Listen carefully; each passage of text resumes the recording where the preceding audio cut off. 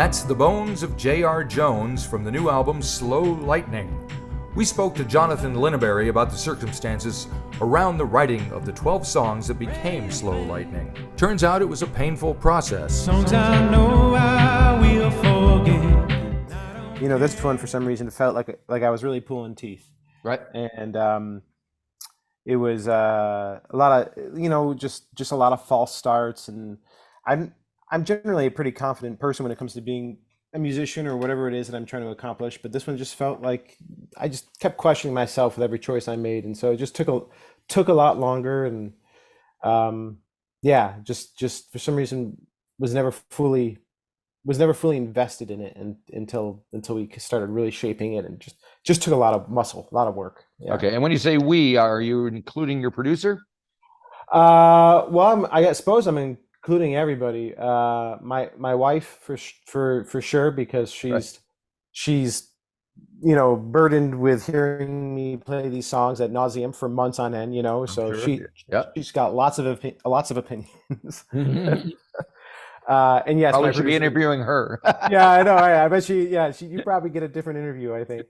But yes, my producer and my buddy Kiyoshi, who helped, you know, basically, you know, I wrote the songs and kind of went with him with what I wanted the production arch to be, we'll call it, you know, kind of like the story to be told through the sound, and he helped me kind of refine that and did an incredible job. Yeah.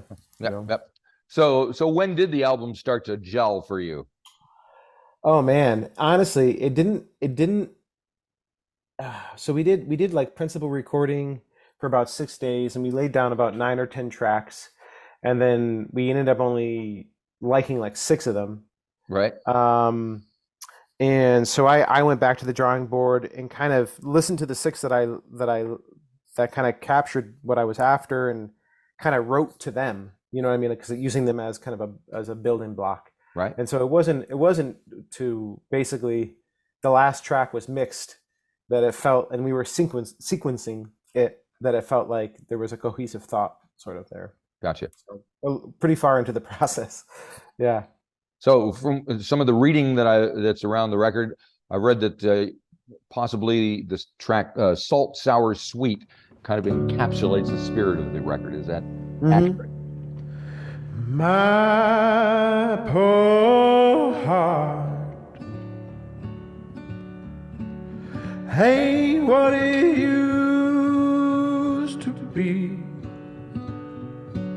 It swears and swoons, but can't keep time.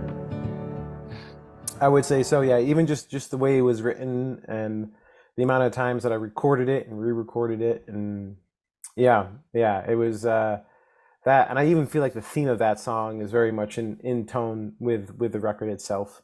And what is that theme in your own words? Well, I suppose, you know, it's it's not going to be easy.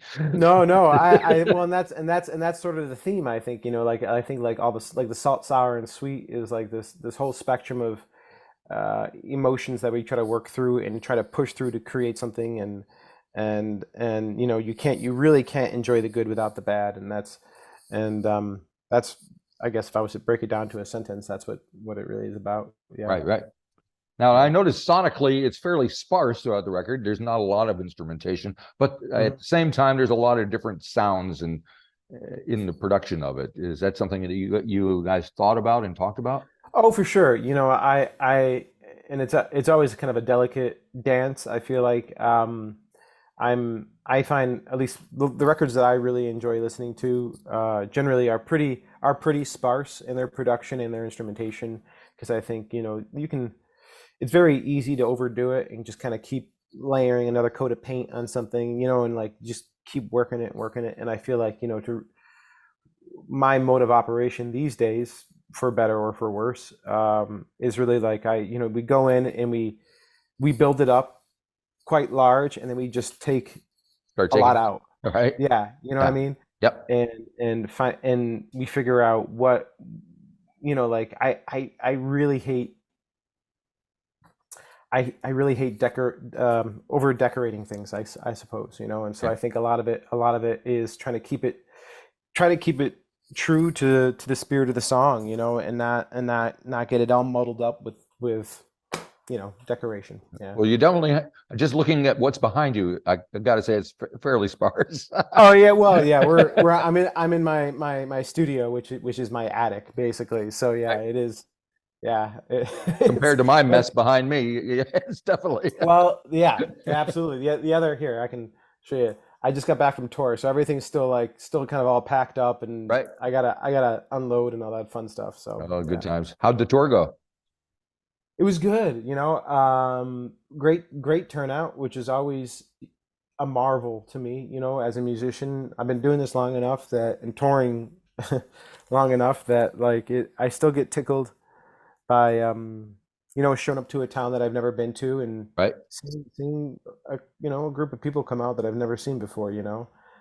So I hit some cities I've never played before, and that was fun. I got to meet a lot of new people. It was good overall. I'm like battling this throat thing right now, Oh so boy. working through that. But that was the only kind of pitfall along the way. It was fun. Yeah. So it's pretty much a one-man show, isn't it? Yeah. Yes and no. It depends. Okay. Depends on the run. I do a lot of it myself for sure.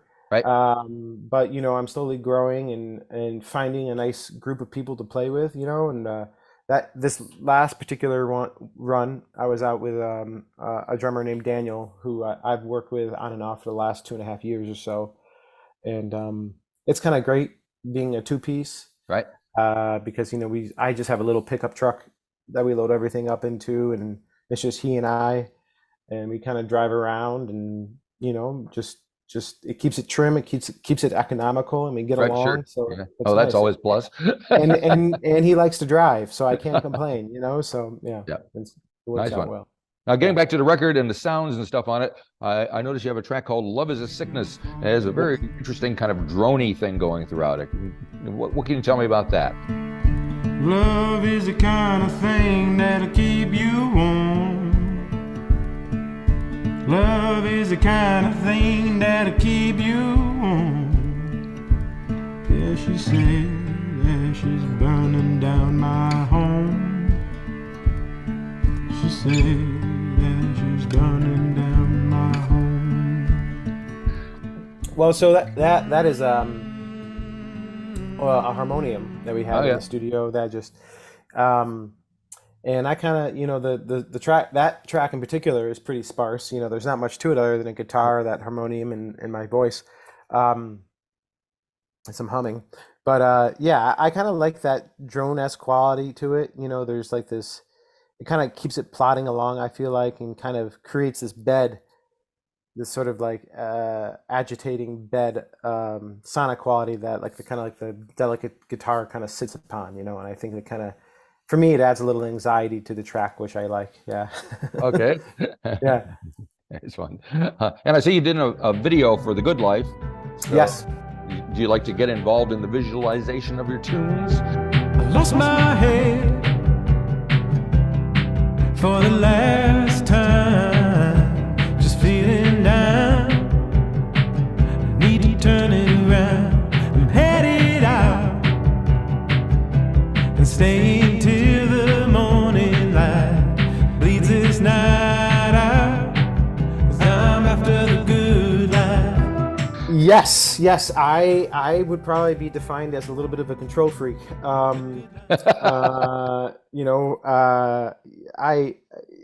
I have generally a pretty singular view of what I'm trying to, what I'm going for sonically, aesthetically, visually, and so I concepted this video, and I'm lucky enough to have plenty of talented friends who are willing to donate their time, Yeah. and put up with me, basically. And so we shot that video over a course of 3 nights up here in the Catskills, and it was nice. It was just the 3 of us. It was Maggie, who's sort of like the anti-hero protagonist or whatever of the story, Yep. and the director, and myself. And so we just had a very, very trim crew, and kind of drove around the county, getting into fairs, and lighting fireworks off, and Yep, toilet yep. papering toilet papering my house, that Nice. kind of That's stuff. always a plus. A Yeah, good time. yeah, yeah, yeah. So is that what you were kind of thinking about when you wrote the song, or are they two separate deals?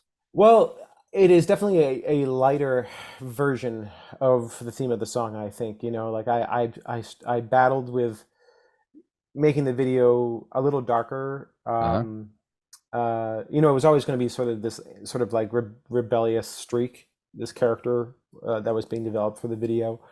But at the end of the day, it felt like the video should be on the lighter end of the spectrum of what the theme is of the song, and like the lyrics of the song are mainly just about almost feeling burned out and wanting to find that just that glimpse of light that Yep. you're holding towards and driving towards, or whatever it might be, for the good life, I guess. Yeah. All righty. And it was going to get, like the theme could have gotten a lot darker visually. And Maggie, again, the protagonist, was, we had all these other scenarios that she was going to get into fist fights and Oh, right. steal, things like that, and really cause some havoc around town. But it felt, we'll keep it light a little bit, Right. and just keep it easy. Yeah. Yep. I got the feeling there was some tension in it, in that those kind of things could have happened, even the way you shot it. Yeah. There was a lot of running around with a camera and hoping that we weren't going to get kicked out of where we were at, and bribing.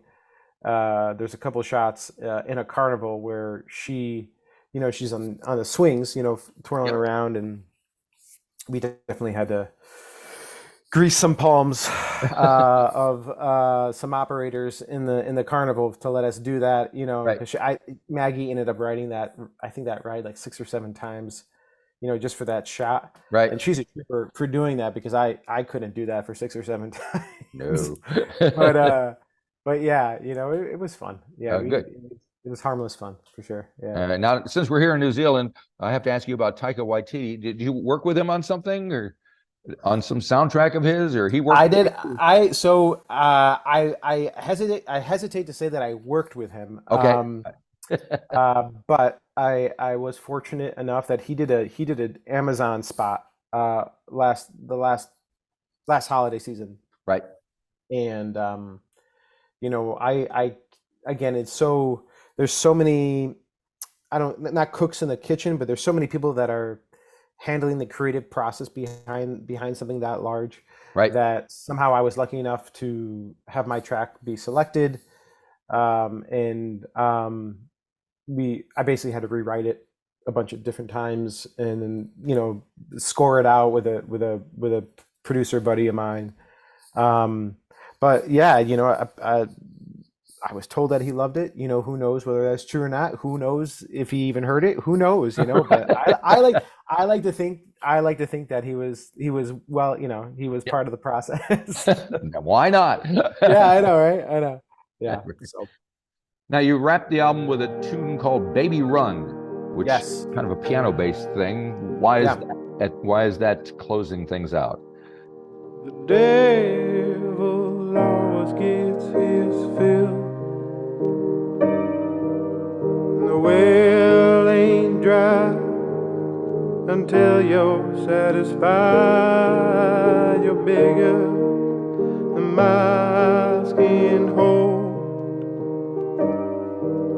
So tonight, my dear, I'm learning to let go. Like you, I see you have your vinyl collection behind you, and I'm always endeared to records that really kind of create a closure to themselves, and, Gotcha. Yeah. and kind of leave you with something sonically different than the rest of the record. And just kind of this fun sort of, not a throwaway, but just something that kind of like lets you like ease out of the record, I suppose. And so Baby Run was very much that sort of tune for me. In fact, I was just downstairs working on a different version of it that maybe will show up someday. But so that was kind of just sort of this like 2-minute thought, that I like to play. I grew up, piano was the first instrument that I played growing up, and so I still play quite a bit. And it was just something that I felt in the moment needed to be there, I suppose. Yeah. Gotcha. And yeah. Now it looks like your next show that you're doing is in Washington in the middle of Yes. October sometime. Yeah. Yep. So, Yep. so what do folks have to look forward to this run? And then you're going off to Europe after that, is that right? Yeah, yeah. So so in October there's about 2 weeks, 2.5 weeks. I'll be touring through the southeast. You know, we'll do New York City and Woodstock, Yep. but then we'll start heading south. And those first three shows, which are sort of like the record release shows, will be a three-piece, which will be a lot of fun because I normally don't get to play as a full band. Right. And then after that, I'll trim it back down to a drummer and myself, and we'll do Right. the rest of the run like that. And then November, I'm over there for about 2 weeks as well, kind of like on the upper, we'll say like the upper portions of the continent. Yep. And that'll be a two-piece as well. So I'll be out there with a drummer, which will be great because, excuse me, I've never been able to do that as a two-piece before. It's always me up there with a kick drum and me trying not to embarrass myself and all that other fun stuff. But yeah. So it should be a lot of fun. It's a Right. busy fall, but it's great. Yeah. And do you change the way you present yourself depending on where you are in the world? What do you mean? Or your songs? I mean, everybody has, like here in New Zealand, we have a different mindset than even Australia. So, Yeah. everybody looks at things differently and has a different worldview. That's interesting. Not consciously, I Okay. suppose. Right. I think, I think different audiences react to different types of songs, Right. like my catalog, I guess, is pretty large in terms of, heavy rock, blues, kind of loud stuff to very folky Americana, cosmic Western type stuff. And so Right. I will definitely get a sense of the crowd, I guess, of where we want to go with the set. You know what I Right. mean? Like London generally is a very rowdy crowd. So that set generally is pretty raucous, I suppose, but then I'll go to Germany and I'll play for a small room and they just want something very mellow and calm. And so, yeah. Okay. Yeah. Ever been down to this part of the world? No, I would love to, though, honestly. It's I've heard nothing but great things. And All right. Well, thank you for spending time talking to me about your record. Good luck with the shows coming up. And yeah, I maybe appreciate it. someday we'll see you down in these parts. I hope so soon. All righty. Have a great Take day. care. Thanks. Thank you very much. Take care. All right. Bye-bye.